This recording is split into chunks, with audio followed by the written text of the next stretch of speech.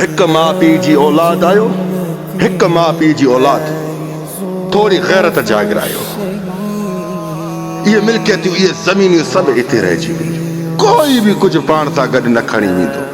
पयो तव्हां पंहिंजे वॾनि खे स्टेम था ॾियारायो त हे फिलाणी जी औलाद आहे जेका अॼु हिक ॿिए सां ज़मीननि जे मसइलनि में, जाइन जे मसइले में, प्रॉपर्टी जे मसइले में ख़ुदा जो कसम सीना खोले बीठा। ये तव्हांजी गैरत आहे, हे तव्हांजी गैरत आहे, ॿियो कुझु बि न आहे। अरे हे सभु जेको बि आहे इहा तव्हांजी कूड़ी औलाद आहे जेका तव्हांखे हिक ॿिए खां परे थी करे। इहा कूड़ी औलाद, बकवास वारी औलाद आहे जेका तव्हांखे हिक ॿिए खां परे थी करे। ऐं तव्हांजा कन ॿियनि भरिया आहिनि, तंहिंजे करे तव्हां हिक ॿिए खां सॻी माउ जी औलाद तां मैदान ते लही अचे मुक़ाबले में था। ये तव्हांजी गैरत आहे। ख़ुदा जो कसम ॿुधी मरो, मिल्कियत हिते रहिजी वेंदी, खणी को बि कुझु न वेंदो, ज़रे जे बराबरि बि न खणी वेंदो। पोयों जेको किरदारु छॾी वेंदो न, जेके मरो में तव्हांजा वॾा मरी विया न, बसि उन्हनि खे बि तव्हां पाण सां गॾु ख़्वार था कई वञो त यार फिलाणे जी औलाद आहे। गैरत न तो में आहे न साम्हूं वारे में आहे। हिक माउ जी औलाद आयो, हिक ॿी माउ जी औलाद, हिन ढूंढ जे करे जेको तव्हां पाण खे तज़लील ऐं ज़लील करण जे लाइ मैदान ते लथा। ख़ुदा जो कसम हे तव्हां साम्हूं वारा था खिलायो, हे साम्हूं वारा था खिलायो जेके तव्हांजे वॾनि जी इज़त बि उहा बि तव्हां हिन दुनिया मां मिटाए था छॾियो। जेको तव्हांजे वॾनि जो नालो हुयो उहो बि तव्हां हिन मसइलनि जे करे मिटाए था छॾियो।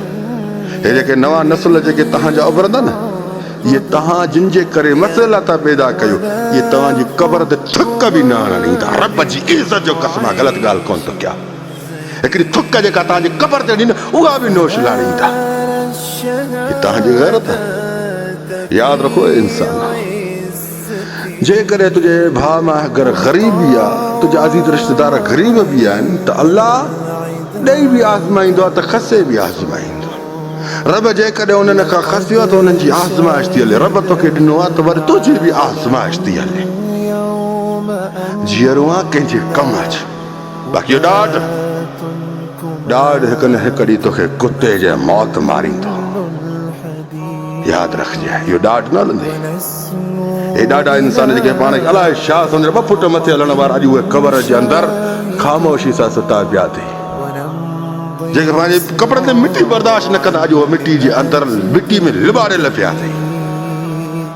यादि रखजे, जेकॾहिं तुंहिंजो सॻो भाउ अज़ियत ऐं परेशानी में आहे न त उनजे मदद कर, उनजे कम अच। सॻो भाउ आहे जेकॾहिं ग़रीब आहे हमदर्दी करे, आख़िर उनखे रोशन बि भाउ ई कंदो।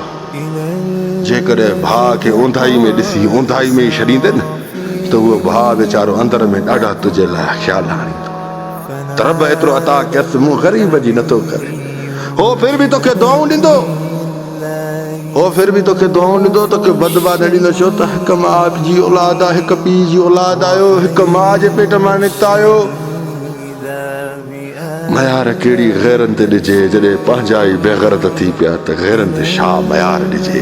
ओए ॿुधो थी न इहो मिसाल, उथ कंहिंखे मौक़ो न ॾे इहे चवण जो, उथ हमदर्दी कर, थोरे ज़रे जे बराबरि बि कर, कुलो कुले सां मिलाए बि ग़रीब बाज़ बीहंदे त उनखे वॾी टेक थींदी। अॻिलनि खे ख़बर पवंदी, जेके तुंहिंजे भाउ ते टार्चर था रखनि, अॻिलनि खे बि ख़बर पवंदी त न यार मुंहिंजो जिगरी यार, मुंहिंजो सॻो भाउ मूंसां टेक आहे, त उनखे वॾो सहारो थींदो। जज़ाकल्लाह ख़ैर।